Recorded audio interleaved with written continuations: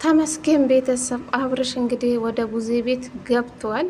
እውነት ለመናገር ደስ ብሎኛል። እግዚአብሔር ጨርሶ ይማርክ አብርሽ።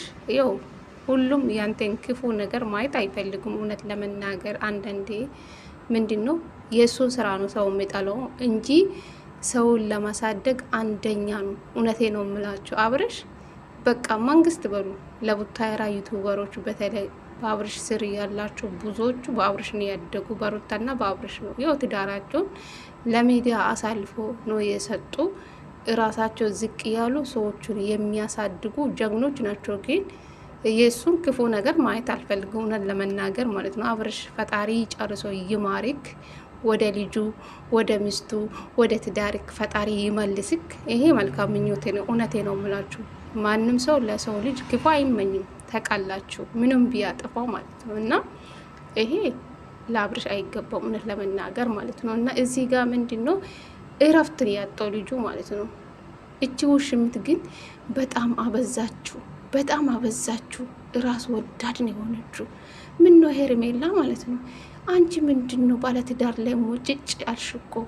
ተረጋጊው እንጂ እንዴ።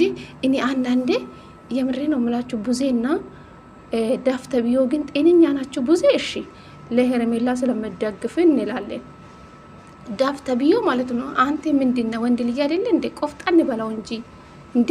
እንዴት አብርሽ በዚህ ሁኔታ ላይ ሆነ ጭራሽ ውሽምት ቡዜ ቤት መጣ አብርሽን ትደባበሳለች። ምን ማለት ነው? ያው ምን ማለት ነው እንዴ? ለልጁ እረፍት ስጡ እስኪ።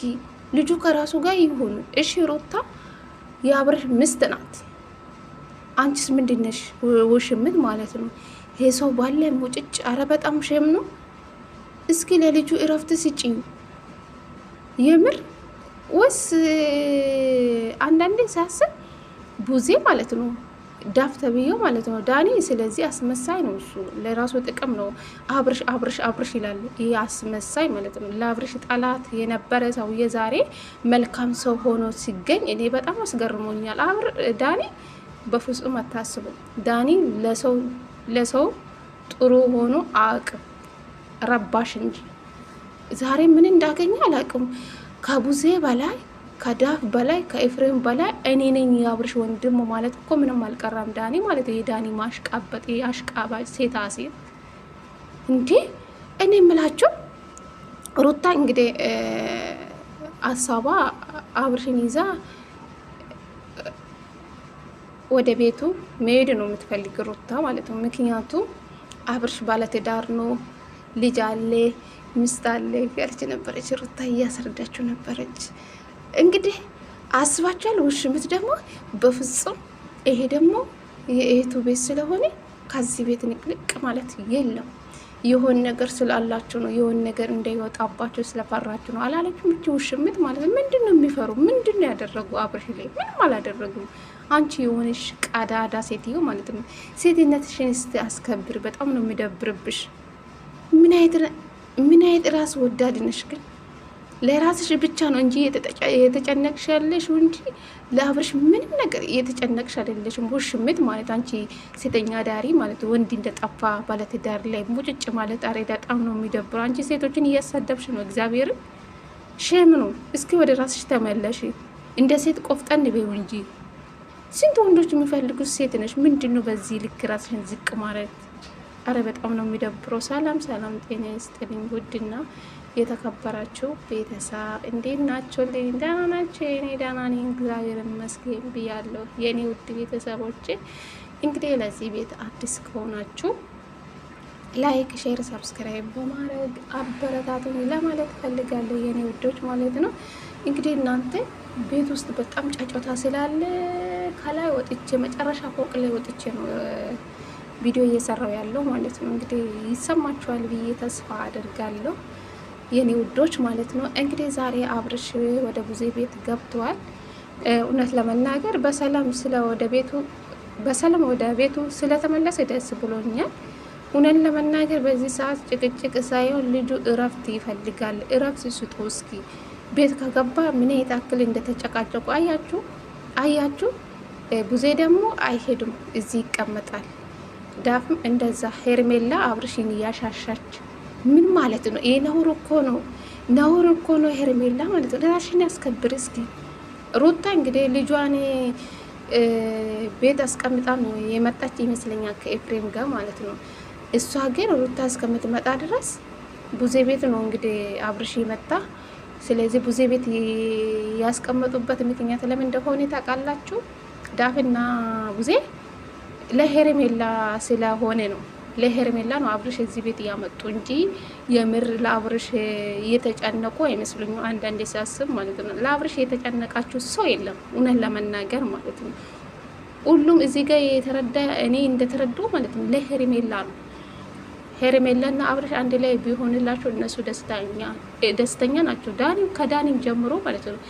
ሄርሜላ ምን አይነት ገንዘብ እንደሰጣቸው አላውቅም፣ ይቅርታ አድርጉልኝ። እንደዛ እኔ የተሰማኝ ዛሬ ላይ ማለት ነው። ምንድነው 4 ቪዲዮ በአንድ ቀን 4 ቪዲዮ እንዴት ይለቀቃል?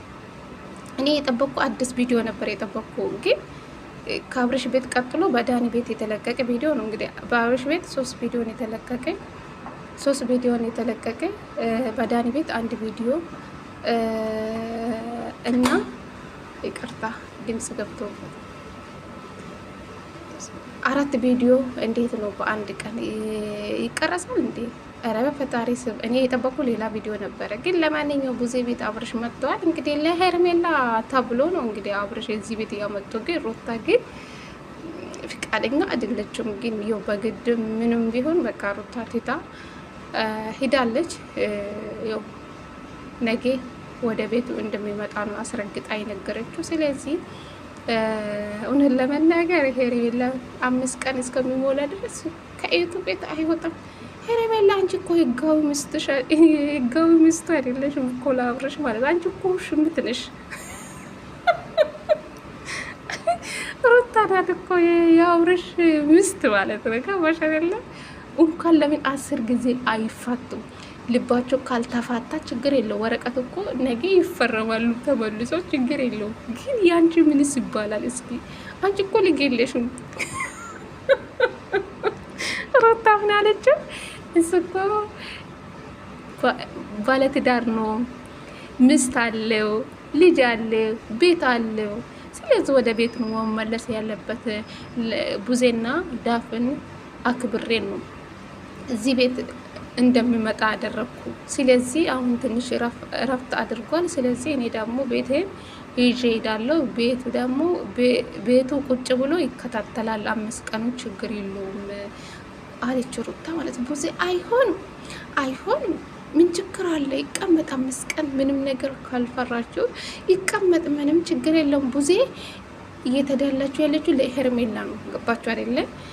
ለምን ቡዜ ቤት የመጣበት ምክንያት ለሄርሜላ ተብሎ ነው አብርሽ የመጣ እንጂ እውነት ለአብርሽ ስታስቡ ነው ያላየው የተረዳው ቪዲዮ ላይ ማለት ነው።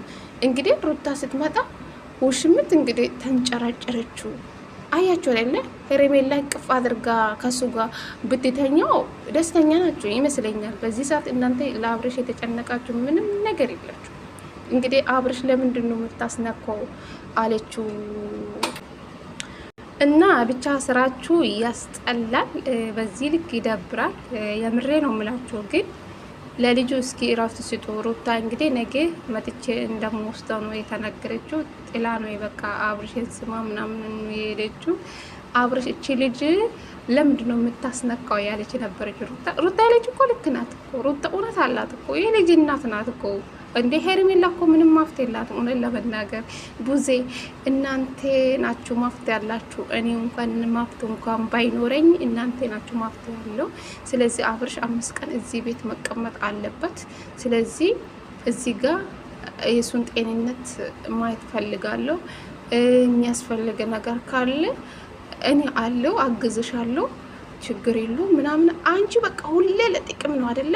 ጥቅም ቁሳቁስ ነው አብርሽ ማዝ የምትፈልጊ ማለት ነው። እሱ ደግሞ አይፈልግም። ሚስቱ ሩታ ሀፍት ያለች። እሺ አንቺ ለአብርሽ ምንም አይደለሽም እውነት ለመናገር ማለት ነው። ሄርሜላ ሴትነትሽን አስከብር። በጣም ነው የሚደብርብሽ። ማርያምን ይደብርብሻል።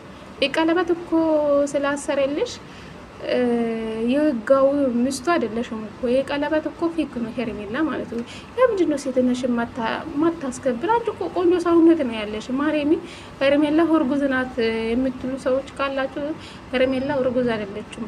የውሸት እርግዝና ነው። እሺ አብርሽን ለመያዝ ስለፈለገችው ሩታ ተስፋ ቆርጣ ከአብርሽ ህይወት ለማስወጣት ነው የእሷ ሀሳብ የተረዳችው እየተረዳው ማለት ነው። 10 ቀን ሙሉ የት እንደነበረች አናውቅም። እንግዲህ በኋላው ጋር ሄዳ ነው ከዛ በፊት እርጉዝ ነኝ ብላ 10 ቀን ሙሉ ጠፍታ ስንትና ስንት ነገር ውስጥ ሰው ከገባ በኋላ አርግዤ ነው ፈርቼ ነው ይጠፋል።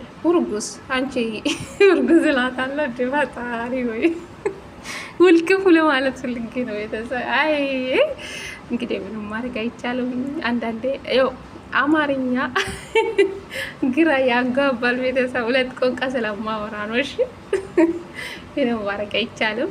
እንግዲህ ቪዲዮ ከወደዳችሁ ላይክ፣ ሼር፣ ሰብስክራይብ በማድረግ አበረታቱ የኔ ውዶች። ወደ ትትል ማድረጋችሁ እግዚአብሔርን ክበሩልኝ። እጃችሁ ይባረክ። ላይክ ሼር የምታደርጉልኝ በኮሜንት ደግሞ ሀሳብ አስተያየታችሁ የምትሰጡ ምርጥ ምርጥ እህቶች በጣም ማመሰግናችሁ የኔ ቂኖች የኔ አስተዋይ ሁሉ